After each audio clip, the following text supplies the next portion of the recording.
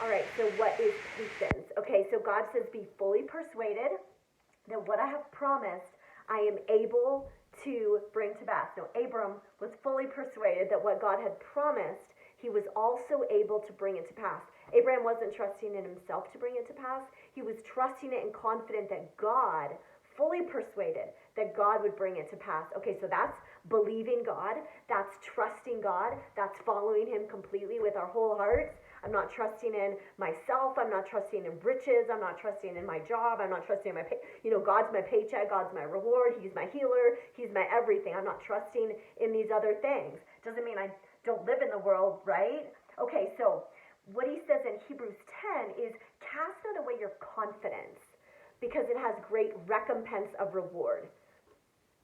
You have need of patience, if after having done the will of God, you might receive the promise. Okay, so everything is based in a promise. If you study Hebrew or Romans 4, where Abraham was fully persuaded, he was fully convinced that what God had promised, he was able to bring it to.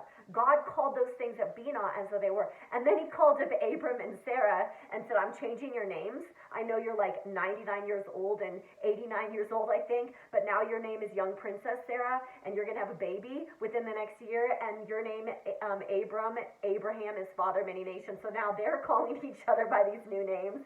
People are like, what is going on around here? But this is the confidence. And he had, over time, God had built this confidence that you're the only one that can do that. You're my nursing father. You're the only one that can do this. And you know what? I don't have anything else. I just want to go with you. I just want to go with you. So I'm going to be confident with your confidence, and we're going to go together. But it was all based on a promise that God had spoken to Abram originally and then became Abraham. Okay, so everything in our confidence has to be based in a promise of God from his word. And like I said, the way that we build that is God builds in that argument from his word to establish like kind of like a refuge in us of I'm fully persuaded, fully convinced that this is your will, this is what you want. Okay, so I'm going to do the next one on how, the will of God, like how do you know the will of God and what does that mean? But this one is on patience. Okay, so God says there's this process. There's a process. He says, don't cast away your confidence, which has great recompense of reward, for you have need of patience. If after having done the will of God, you might receive the promise. Okay, so there's a few different things. God's like, okay, don't lose your confidence because there's a process right now that you're going through. Now, he says, you have need of patience. All right, so what is patience? If you study that Greek word, it actually means a cheerful endurance. So, woo! So if you're irritated, if I'm irritated, I wake up and I'm like, how come this is not happening yet? That's not patience. Ding, ding, ding. All right, Lord, here we go. I have need of patience. So what is the patience for? To do the will of God. He's like, there's this process. First, you do the will of God, then you receive the promise. Okay, so we don't always know, where am I missing it? Like, what am I not doing that's your will? And like I said, I'm going to talk about that one and the next one. This one is just a simple video about patience. Okay, so we go to God and we say, okay, we ask him. It says in James 1, I love that in James 1, he says, count it all joy when you fall into diverse temptations, trials, tribulations. He says, rejoice, because it's forming in you a perfect place of patience. Patience, which is the wisdom of God. God says, ask me for wisdom because I want you to overcome. There's something that's keeping you from being in my perfect will, and I want you to recognize it, get it out of your life, come into my will, and then you're going to receive a promise. But that cheerful endurance of like, okay, I know you're going to meet me.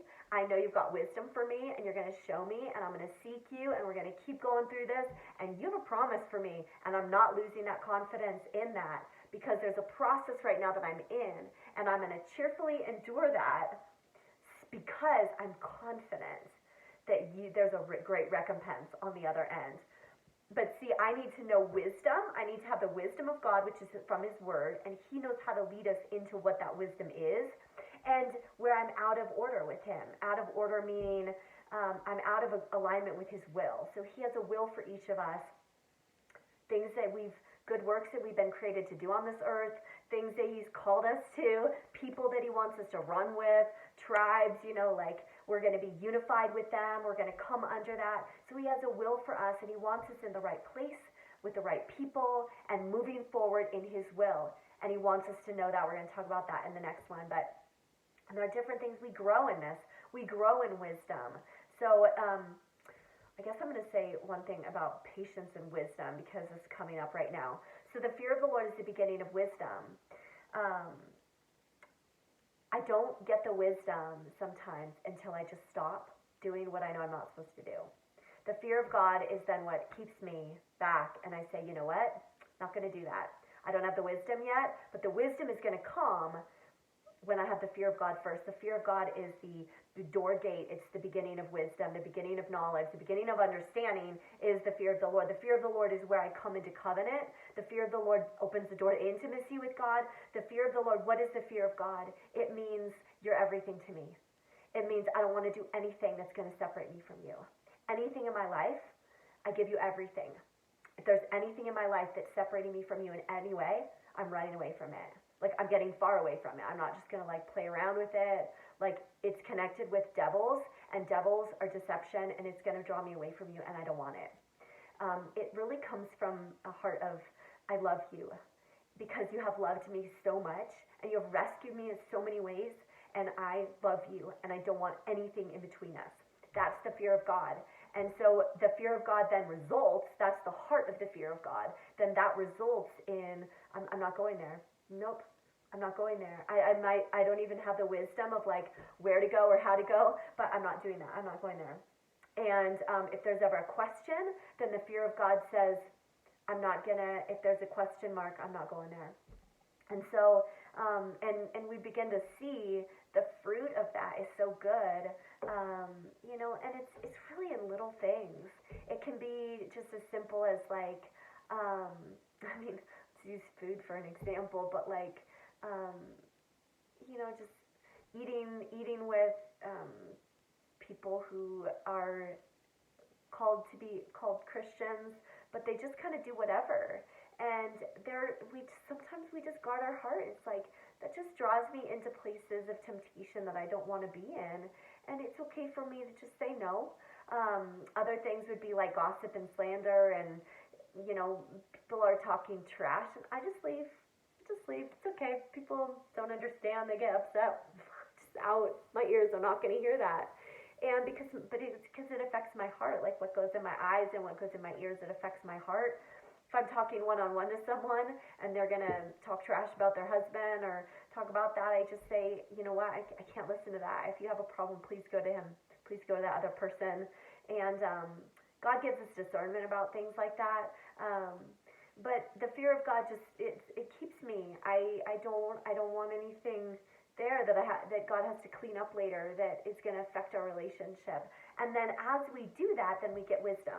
And we get understanding, and God brings us more into that. There's nothing in my mind then that's darkening what God wants to try to speak to me because of stuff got messed up. Okay, that's a little bit about patience and wisdom and coming into endurance.